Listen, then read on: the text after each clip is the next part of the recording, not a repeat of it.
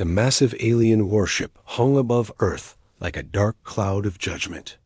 Inside its command center, Commander Vex of the Dominion Empire studied the blue planet below with 4 eyes that had seen 1,000 worlds fall. His scaled hand tapped against the armrest of his throne, each tap echoing through the silent bridge where his officers waited for orders. Such primitive creatures, Vex said, his voice carrying the weight of countless victories. They still use chemical rockets. Their fastest ships barely reach their own moon. He turned to his second-in-command, a creature named Krell, whose tentacles writhed with anticipation. Send the standard message.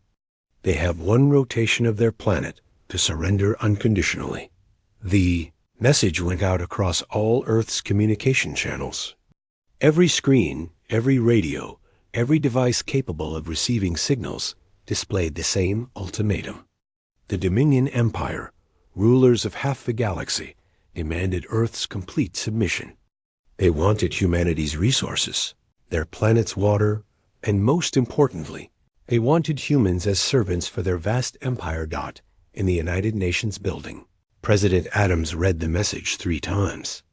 Around him, world leaders connected through secure channels voiced their panic. Some wanted to negotiate. Others suggested hiding. But Adams remembered something his grandfather once told him about bullies. They only understand 1 language. How long would it take to coordinate a response? Adams asked General Torres, who stood rigid beside him. Sir, with respect, our weapons can't even scratch their shields. We've seen what they did to Mars colony. Vaporized it in seconds, Torres replied, his weathered face showing the strain of the past 3 days since first contact. I didn't ask about our chances, General. I asked about coordination. Torres straightened. 6 hours for a global response, sir. Above Earth. Commander Vex laughed when his sensors picked up humanity's military movements. Look at them scramble like insects, he announced to his breach crew. They actually think their primitive weapons matter. Should we destroy one of their cities to make a point? Krell's tentacles twisted in what passed for amusement among his species. Perhaps their capital?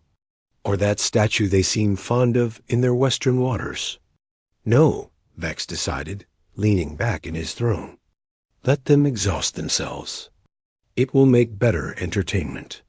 Besides, broken spirits make better slaves than dead ones. But humanity wasn't preparing what Vex expected. In underground bunkers, scientists worked frantically on something discovered just 3 years ago, a way to destabilize antimatter using Earth's unique magnetic field. It was theoretical, untested, and probably suicidal.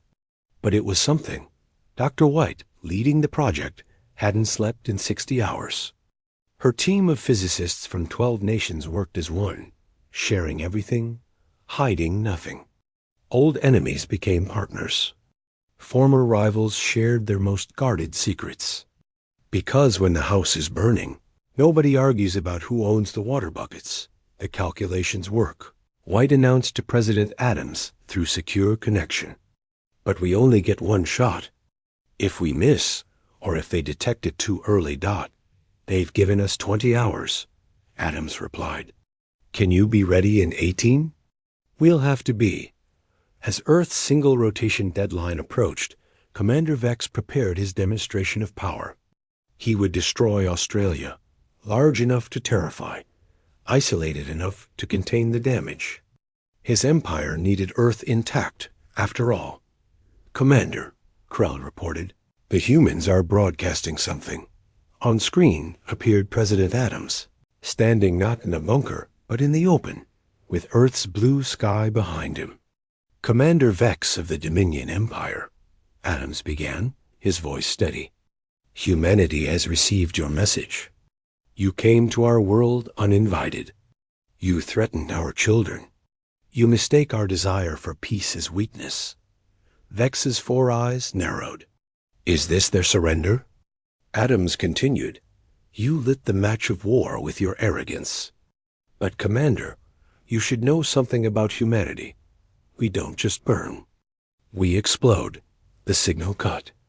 Vex's scanners screamed warnings. Energy signatures spiked across Earth's surface, not from weapons, but from something else. Something impossible. They're destabilizing their own magnetic field. Krell's voice pitched high with disbelief. Vex's scaled skin paled. That's suicide. They'll destroy their own planet. But humanity had learned something the Dominion never considered. Sometimes the mouse has nothing left to lose. And sometimes that makes the mouse more dangerous than the lion. Asterisk. The Dominion warship's alarms shrieked as impossible readings flooded every screen. Commander Vex gripped his throne's armrests hard enough to leave claw marks in the metal. Below them, Earth pulsed with an energy that shouldn't exist. Antimatter reactions channeled through the planet's own magnetic field, turning the entire world into a weapon. Shields to maximum. Pull us back. Vex roared, but his navigator, a six-armed being named Tor, frantically worked the controls. Commander, they're not targeting us. The energy pattern. They're creating a net around the planet. In Earth's command center, Dr. White watched her screens with grim satisfaction. Antimatter field holding at 70%, 80, 90. She turned to President Adams.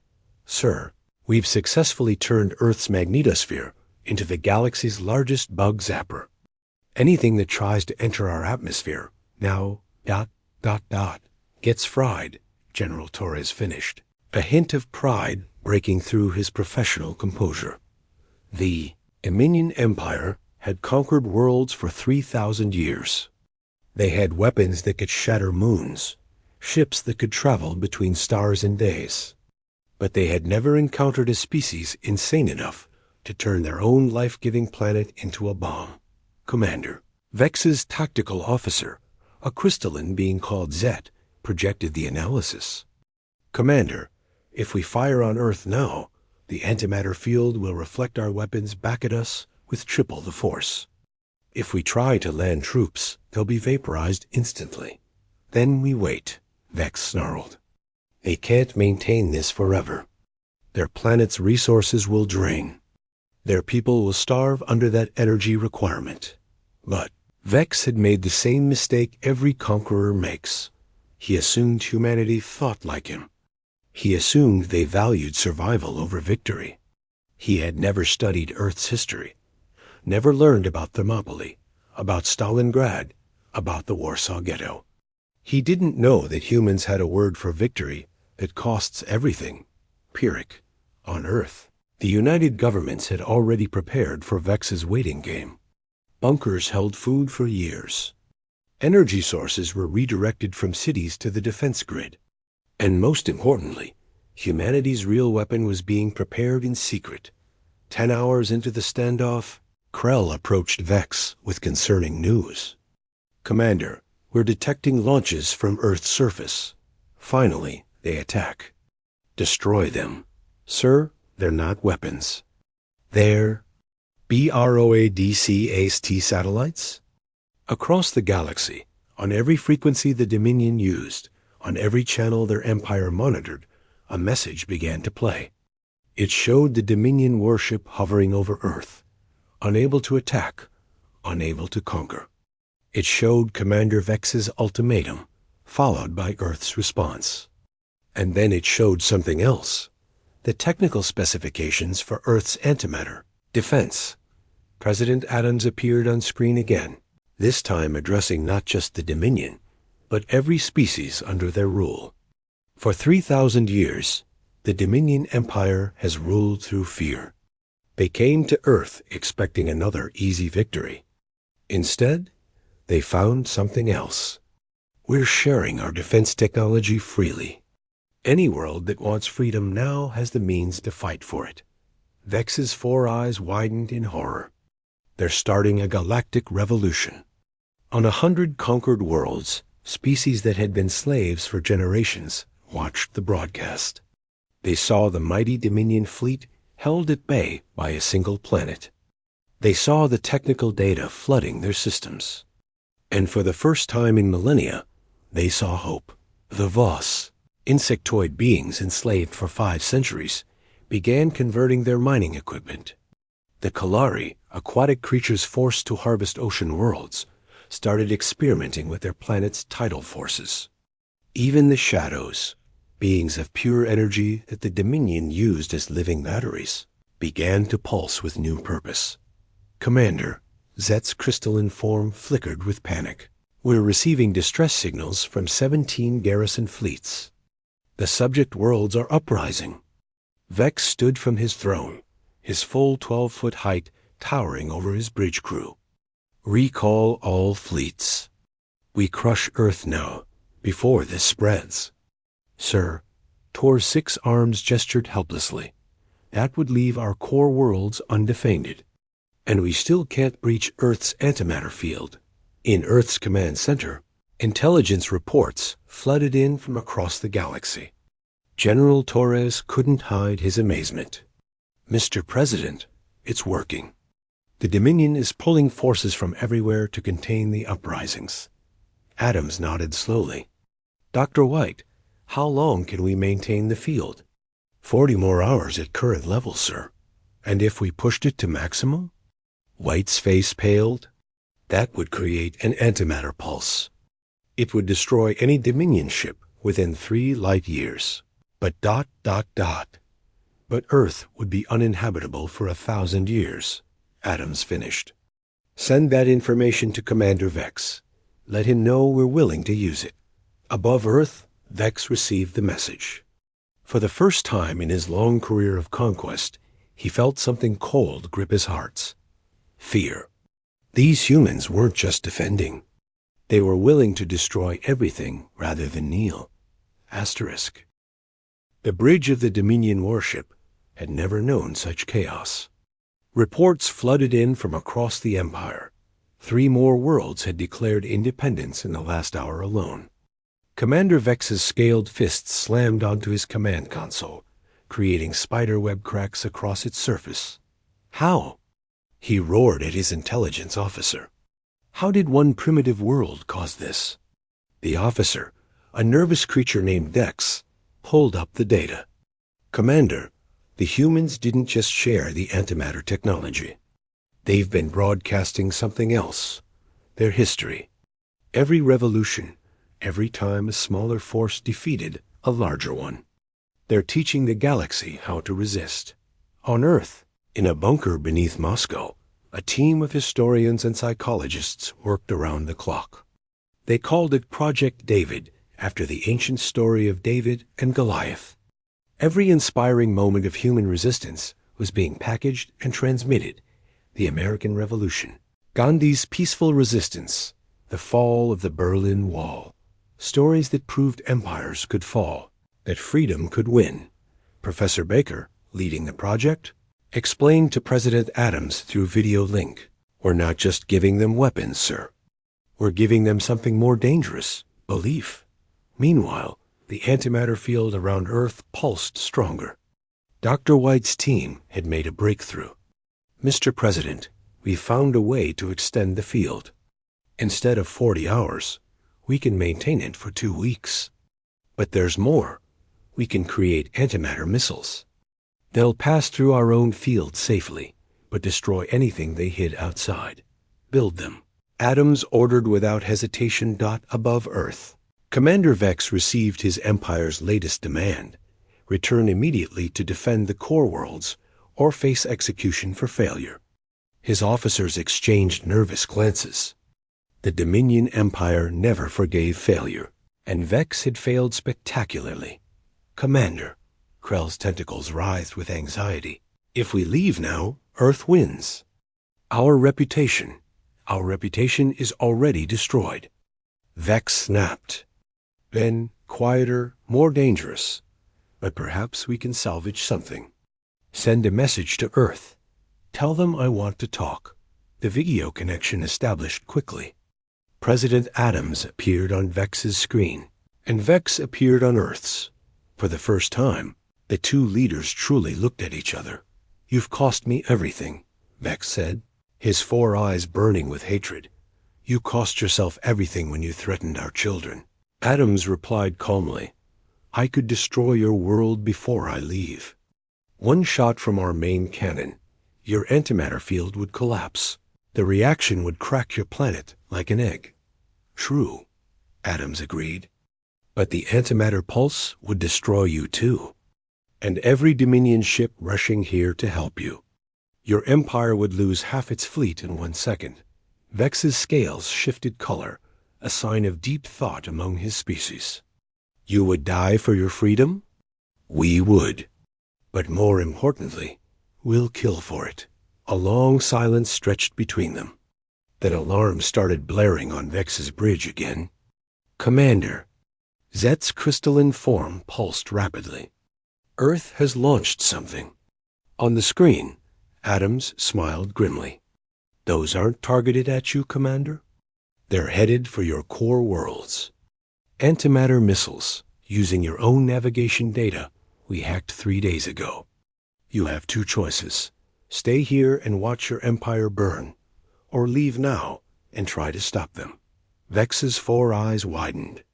You're bluffing. You wouldn't destroy billions of innocent. Innocent? Adams's voice turned ice cold. Were the colonists on Mars innocent? Were the children on Luna Station innocent when you vaporized them to make your point?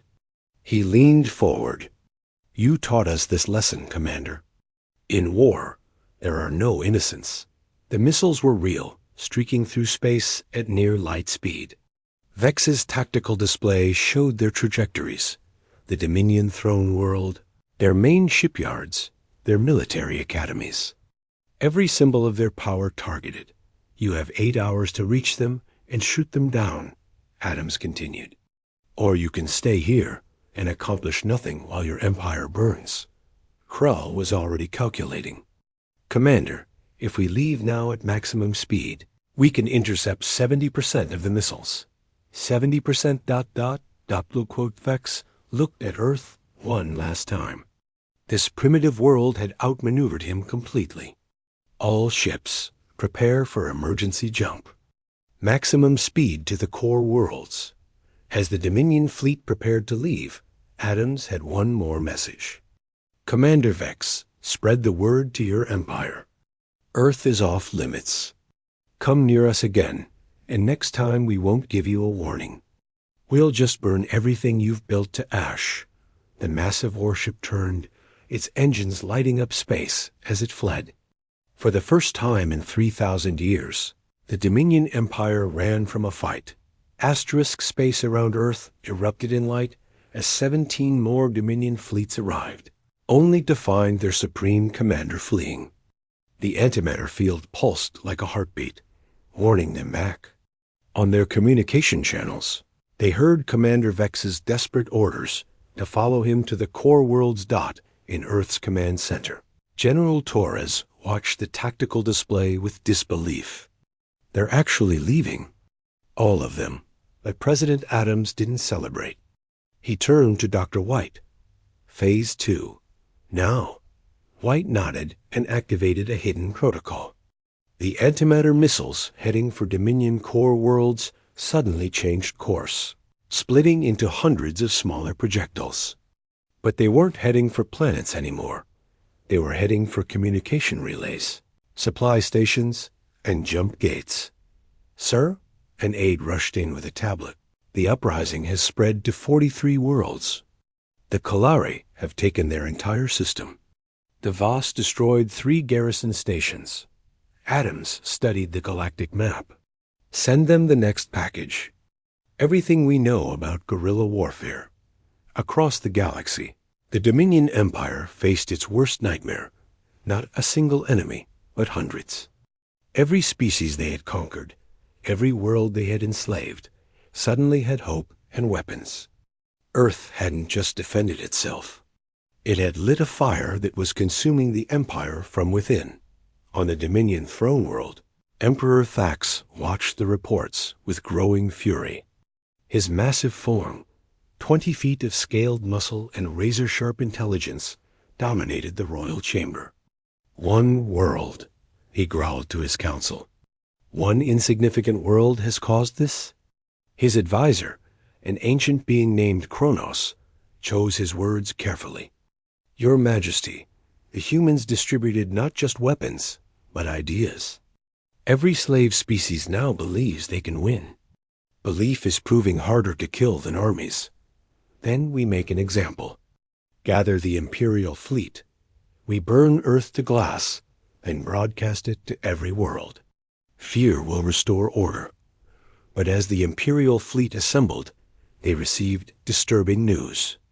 The human missiles hadn't just destroyed infrastructure. They had delivered something else. Packages of data that contained every secret the Dominion had, stolen during the 3 days Vex had sat above Earth. Military codes, supply routes, the location of secret weapons facilities, even the personal weaknesses of Dominion commanders. On the Voss homeworld, the insectoid rebels used this information to spectacular effect. They knew exactly when the garrison would change shifts, exactly where the weapon stockpiles were hidden. In 6 hours, they controlled their entire planet. The Shadows, beings of pure energy, learned they could overload Dominion shields by matching specific frequencies. They freed themselves from the power stations where they had been enslaved for centuries. And in their freedom, they burned every Dominion facility on 12 moons. Back on Earth, humanity prepared for the inevitable counterattack. But they weren't alone anymore. Messages poured in from liberated worlds, offering resources, technology, and most importantly, information. The Kalari, with their mastery of quantum mechanics, shared shield improvements. The Voss offered their hive mind coordination techniques. Even species still under Dominion control secretly transmitted intelligence. Dr. White integrated these technologies with frightening efficiency. Mr. President, with these improvements, we can extend the antimatter field to cover the entire solar system. And look at this. The Shadows sent us energy manipulation techniques. We can now create antimatter from solar radiation. Do it, Adams ordered. Make our system a fortress. When Emperor Thax's Imperial fleet arrived at Earth's solar system 3 days later, they found not a single world with a desperate defense, but an entire system transformed into a weapon. The antimatter field extended from the sun to beyond Pluto. Automated defense platforms, built with alien technology and human ingenuity, floated at every strategic point. And worse for the Dominion, Earth was no longer alone. 17 liberated species had sent ships to stand with humanity. The fleet that faced the Emperor wasn't just human. It was an alliance of the formerly conquered Emperor. Thax stood on his command ship's bridge, his 4 eyes taking in the impossible sight. How many? He asked quietly. 200 ships from various species, Your Majesty. And more arriving every hour. The Emperor's scales shifted to a color his officers had never seen, uncertainty. Below, Earth broadcast a simple message on all channels. It was President Adams again, but this time he stood with representatives from 20 different species. Emperor Thax, Adams began, you came to conquer Earth. Instead, you united the galaxy against you. Your empire was built on fear and arrogance. Today, that empire ends. The human raised his hand, and the antimatter field pulsed brighter. You have 1 hour to retreat, or we demonstrate what happens when you corner humanity and its friends. Emperor Thax had ruled for 800 years. He had crushed rebellions, destroyed entire species, and built the greatest empire the galaxy had ever known. But as he stood on his command ship's bridge, watching the antimatter field pulse around Earth's solar system, he felt something he hadn't experienced in centuries. Doubt. Your Majesty, his tactical commander reported, we've lost contact with 70 more garrison fleets. The rebellion has spread to the Outer Rim territories. The Emperor's massive form remained still, but his 4 eyes darted between displays, showing his crumbling empire. 3,000 years of dominance, undone in a week by one small world that refused to kneel. On Earth, President Adams stood in the Unified Command Center, representatives from 20 species around him. The Kalari ambassador, a being of living water, spoke through its translation device. The humans have shown us something we forgot, that courage is contagious. The Voss Queen, connected through quantum communication, added her thoughts directly to everyone's minds. For generations, we believed the Dominion was invincible. Earth proved that invincibility is just fear wearing armor. Dr. White interrupted with urgent news. Mr. President, we're detecting massive energy buildups in the Imperial fleet. They're preparing to fire everything they have. Adams nodded calmly. Then it's time. Activate Prometheus Protocol. Across Earth's solar system, hidden satellites came online. These weren't weapons. They were transmitters, each one connected to the antimatter field. Together, they could do something thought impossible: project the field outside the solar system, creating antimatter storms in space itself. Emperor Thax, Adams broadcast to the Dominion fleet. You have ruled through fear for 3 millennia. You've destroyed countless worlds, enslaved entire species. Today, humanity and its allies give you one chance. Surrender, or face the storm you created. The Emperor's response was swift and predictable. The Dominion does not surrender to insects. Then you've chosen, Adams said quietly. He turned to Dr. White. Do it. The antimatter field exploded outward, not as destruction, but as transformation. Space itself seemed to catch fire as antimatter particles danced through the void, creating a storm of pure energy that surrounded the Imperial fleet. The Dominion ship's shields, designed to stop weapons, were useless against the fabric of space itself becoming hostile. Shields failing, Kronos shouted over alarms. The storm is eating through our hull. But Emperor Thax, in his arrogance, ordered his fleet forward. All ships, maximum firepower. Destroy Earth. The Dominion fleet fired thousands of weapons: plasma cannons, antimatter torpedoes, gravity bombs.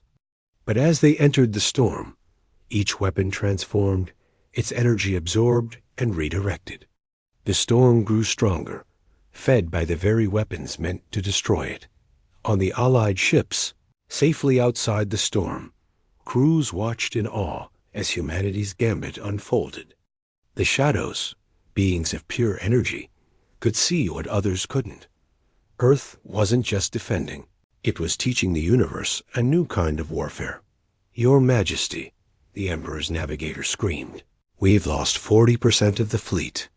We must retreat. But as they tried to flee, they discovered Earth's final surprise. The antimatter storm wasn't random. It was guided, intelligent. Every escape route led deeper into the storm. Every attempt to jump to hyperspace failed as the antimatter interfered with their drives. In desperation, Emperor Thax did something he had never done before. He opened a channel to negotiate. Adams appeared on his screen immediately. Ready to discuss terms, Emperor? You've won, Thax admitted, the words like poison in his mouth. What do you want? Complete withdrawal from all conquered worlds. The dismantling of your military. The release of all enslaved species. And the Dominion Empire's unconditional surrender. That's everything. Yes, Adams agreed. It is. You came to take everything from us. Now we're returning the favor. The Emperor's 4 eyes burned with rage, but around him, his bridge crew was already accepting defeat. They had seen enough. The storm outside grew stronger with each passing second, and more Allied ships arrived to witness the Empire's end. Except, Emperor Thax finally said. Each word dragged from him. The antimatter storm began to dissipate, but its message was clear. Humanity had turned the galaxy's greatest empire into history's greatest example of why you never corner a species with nothing to lose. As news of the surrender spread, celebrations erupted on hundreds of worlds. The Dominion Empire, which had ruled through fear for 3,000 years, had fallen in 7 days to a young species that refused to bow. And in Earth's command center, President Adams finally allowed himself a small smile. Send a message to the galaxy, he told his communication officer. Earth stands ready to defend freedom. Any species seeking liberty will find an ally in humanity. The officer paused. What should we call this alliance, sir? Adams looked at the representatives of 20 species standing with him, then at the stars beyond. The Storm Alliance. Because we are the storm that tyrants fear. Epilogue years later, historians would call it the 7-Day Revolution. But those who lived through it knew the truth. It wasn't about the 7 days. It was about the moment a small blue planet looked at the greatest empire in the galaxy and said one word, no. And sometimes, that's all it takes to change the universe. Asterisk.